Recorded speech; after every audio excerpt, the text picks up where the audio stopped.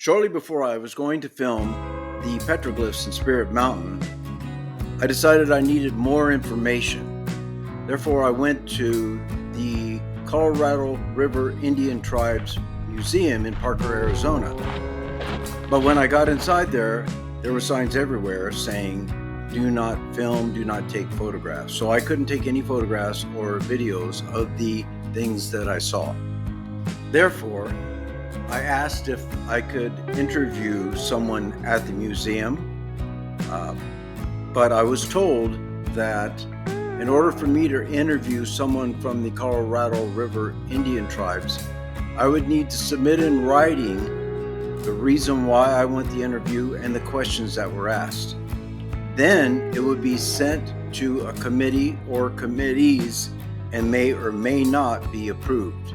So I decided to just go there and find out for myself what was there. Now I knew that it had a spiritual significance for the Yuma Indian tribes, but what I did not know was that not only was I going to see a site of petroglyphs, but I was actually going to the gateway of Spirit Mountain.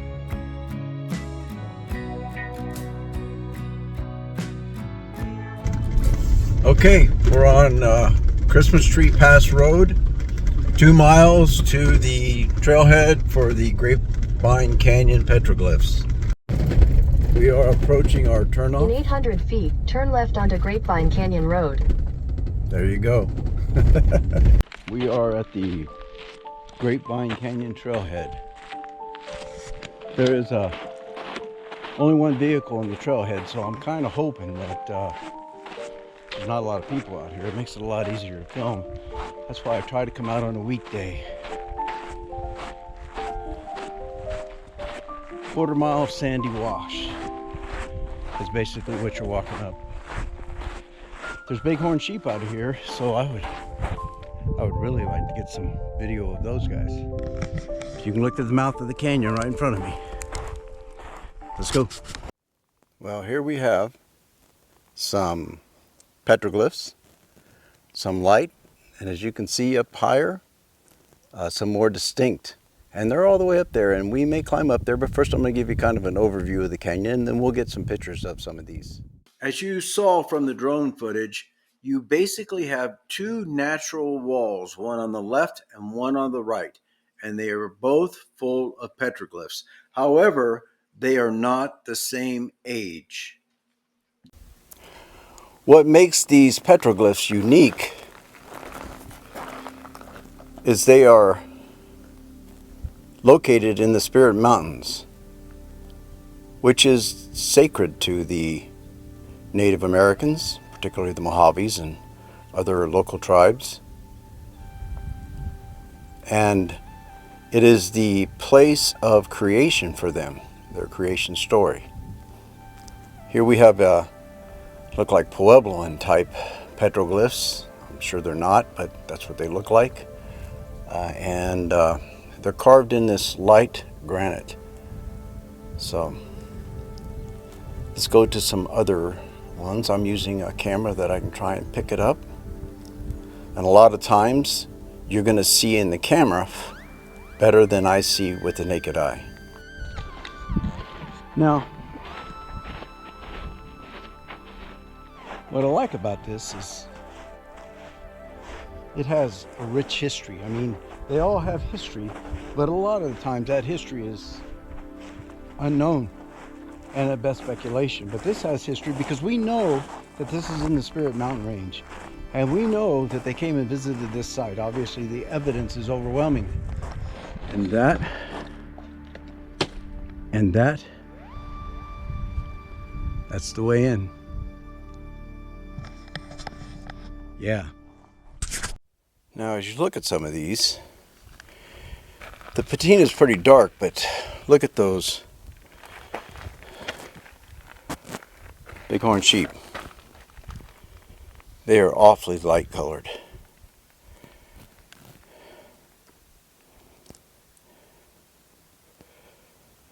If these were to be dated, I doubt that they would even be 100 years old.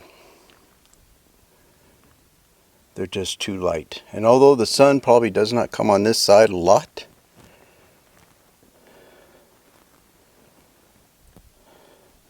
I would expect these to be much darker. Let's see what else we can find. As you see, this has some patina, it has a little color to it inside the actual work that's done. And if you look up, you'll see others that are much darker. It means they were here a lot longer. There's maybe a centipede up there. How cool is that? So as you can see on this panel, the sun's on it pretty bright, so I'm not sure how much you can make out of it. Looks like there were deer or some sort of animal at the top. Some plants. Almost looks like a fort, but I know it's not a fort, it'd be something else. And quite a bit of archaic type glyphs. Now, let me back out here so you can see how high this is. And I'll give you another view in just a second. Now that's that panel that I was filming. I was filming it from up there. Sometimes we have to get in precarious positions to film. But as you look at that panel and how high it is from the ground, you'd say, man, how did they get up there and do that? And I believe the level of the ground was up there at that time when these were made. They didn't get up there with climbing harnesses and ropes and make these. Many times there were old men. The level of the ground was higher. It's been washed out since then. And that is how they did that up there. Which should give you some sort of timeline, because you're looking at between 30 and 40 feet to get up there. And the ones lower, see how the rock gets lighter? That tells you that that rock was not as exposed to the sun as long as the darker ones up there were. Here we go. Look at that right there. We got petroglyphs all along this wall. And it looks like they end right around here on this side. There are some up on the hill. There's a spiral up there.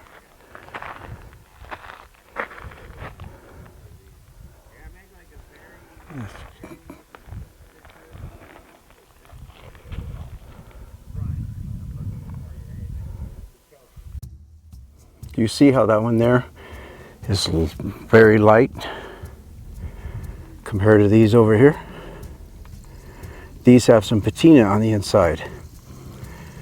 I'm thinking that someone has come and continued to make these petroglyphs. Whether it's Native Americans, I don't know. This is pretty sacred ground, so I wouldn't think so. But anyone who's doing this is really an imposter. This is for the people before us. Yeah. We're still on the right side. Still looking at the petroglyphs here in Spirit Mountain. As we make our way across here, I hope we do not fall. So, we have a lot of people that's come up here, and it's on a weekday. So I'm trying to avoid them and give you some of the outlying ones as we make our way across.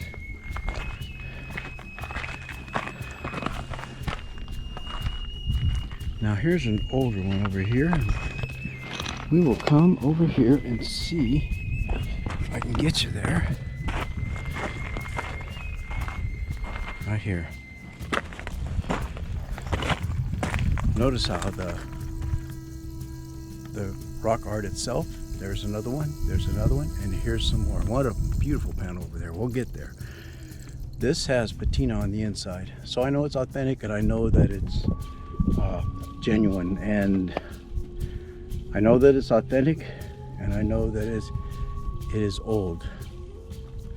Let's go over there. You have more up here. That one in the distance, and look at this panel. This is really cool. Really cool. I love it. Look at the bighorn sheep. You have one in the upper left that's a little lighter than these others, which tells you that that was done at another time. You see these here. And what looks like an eye, an outlined eye up there. That's cool. I don't see anything else in this area. Reminds me of a lot of Joshua tree right here. So let's go find some more. Here's an interesting one. Look at, you have a human and then the reflection down below of something very similar. That's unique.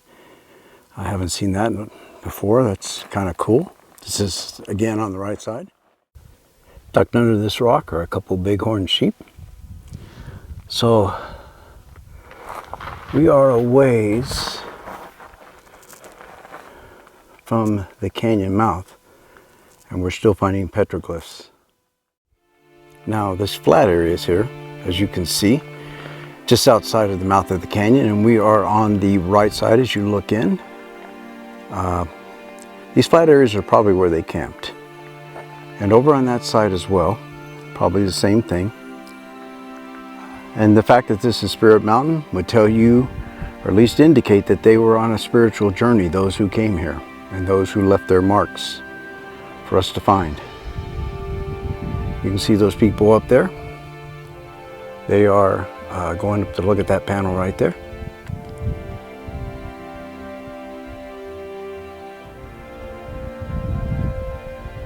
Yeah, how cool is that? Check that guy out. Now, either he's an alien or he's a morphic type being that someone saw on the Vision Quest. More there, and more there.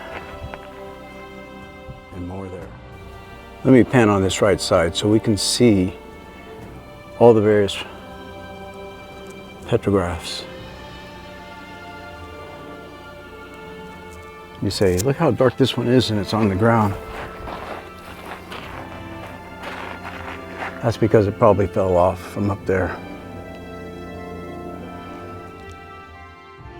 Look at the difference in the tint on this one as compared to these. And it's not so much the tint, but the desert varnish that's in there. That tells you, again, we have some old and some really not so old. Old, not so old. Okay, more petroglyphs up here and all the way down. That almost looks like a light socket, but I know it's not. Or a plug without a ground, but I know it's not. Really cool place. Some really light sunburst and what looks like a throwing stick. In the 60s, they'd say there were flowers. All right, I am on the left side. You can see some of the petroglyphs. They don't go as far back as what I could tell. And this place has got a restoration area, so we don't want to go in there. Just looking over to the right side, you can see how extensive those petroglyphs are.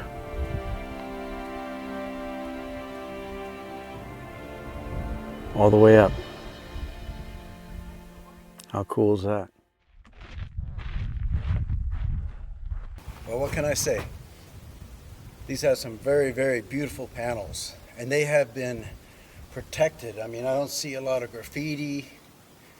I don't see a lot of damage to them other than natural damage that takes place with nature. It is a really, really superb area for petroglyphs. Now, what makes these petroglyphs different than the others is the location. Whether it's Rodman Mountain, certainly Rodman Mountain petroglyphs are sacred, that's sacred land. Same thing with Inscription Canyon. But what makes this different is these are, well, this is basically, as the ranger told me, is the gateway to Spirit Mountain. which is sacred to the Colorado River tribes. So we are standing on sacred ground, and we are standing at the gateway into the sacred mountains.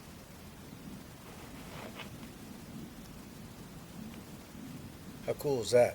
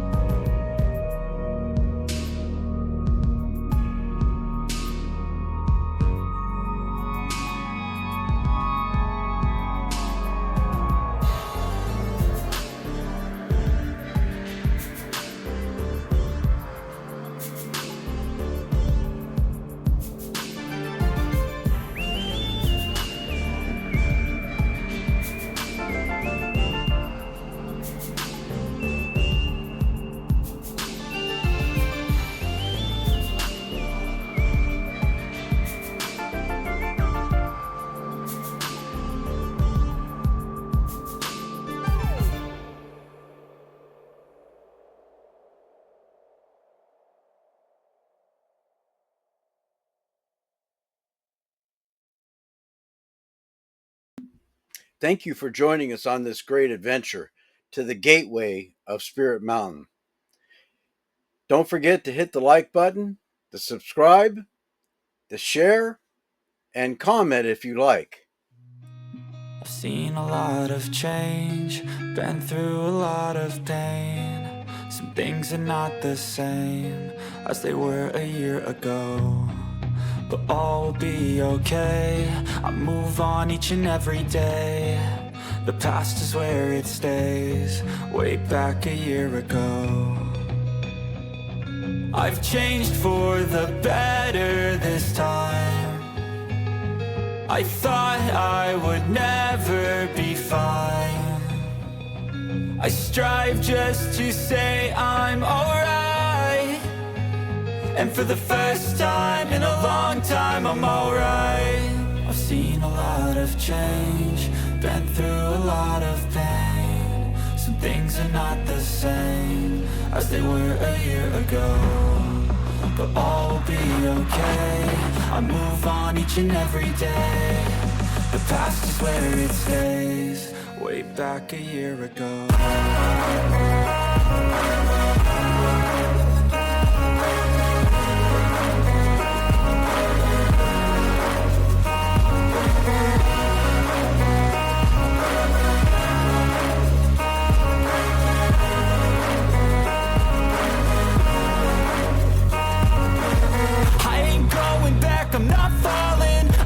all my chips and call all in. I'll bet on myself, you keep stalling. I hear destiny and it's calling. I'll keep my head up high through the downs and lows, and we're all going. All right, thank you for coming. See you on the next great adventure. And ain't no one in life holding me back no more. I've seen a lot of change, been through a lot of pain. Some things are not the same as they were a year ago, but all will be okay. I move on each and every day. The past is where it stays, way back a year ago.